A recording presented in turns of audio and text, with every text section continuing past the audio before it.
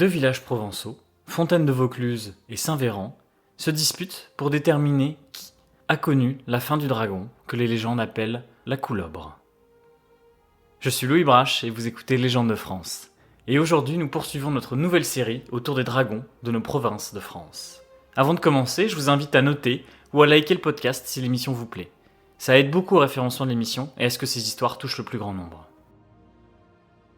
Au VIe siècle, la Coulobre était une salamandre gigantesque, aux ailes de chauve-souris, qui barbotait dans la Sorgue, une rivière importante qui sortait de Fontaine de Vaucluse. Extrêmement laide, les dragons mâles qui partageaient sa tanière ne restaient pas longtemps. À peine le temps de s'accoupler et de la laisser donner naissance à des petites salamandres noires et dorées. Délaissée par les mâles de son espèce, la Coulobre se vengeait en sillonnant les cours d'eau du Vaucluse. Terrorisée, la population en appela aux guerriers et pêcheurs audacieux de la région. Mais personne n'avait assez de courage pour vaincre la bête immonde. Seul Saint-Véran, l'évêque de Cavaillon, qui évangélisait la région, répondit à l'appel de ses ouailles. Les évêques de ce temps ne se promenaient jamais les mains nues. Armé de sa crosse d'évêque et d'une lance, il se rendit à Fontaine de Vaucluse. Là-bas, la population terrifiée mourait de faim, car les pêcheurs n'osaient plus se rendre sur l'eau. Bien que la population de la région soit encore très païenne, Saint-Véran se décida à les aider. Il emprunta une barque à une famille de rares chrétiens du village et traqua la bête.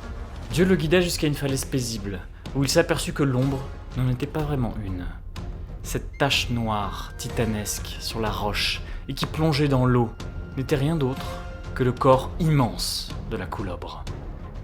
La Coulobre s'aperçut de sa présence, et la faim la poussa à charger le saint homme.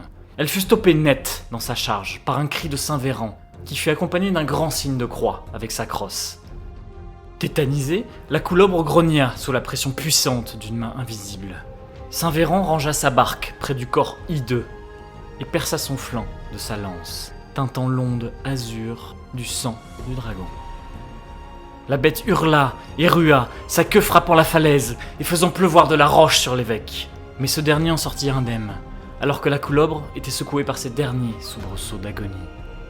Son sang se répandit dans tous les cours d'eau voisins et s'infiltra dans la roche.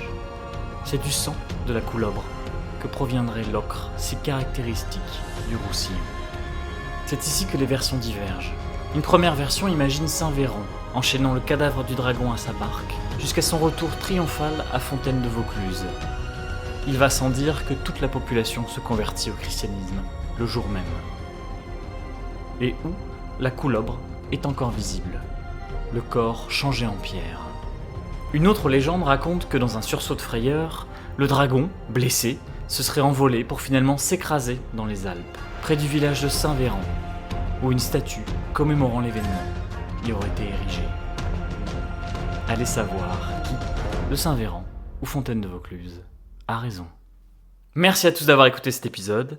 N'oubliez pas de vous abonner pour plus de contenu de ce genre. N'oubliez pas également de noter le podcast sur Spotify et Apple Podcast. Les 5 étoiles aident énormément au référencement de l'émission et à répandre ses contes et légendes français. Et si vous voulez faire un geste de plus, vous pouvez partager cet épisode à un ami. À plus tard.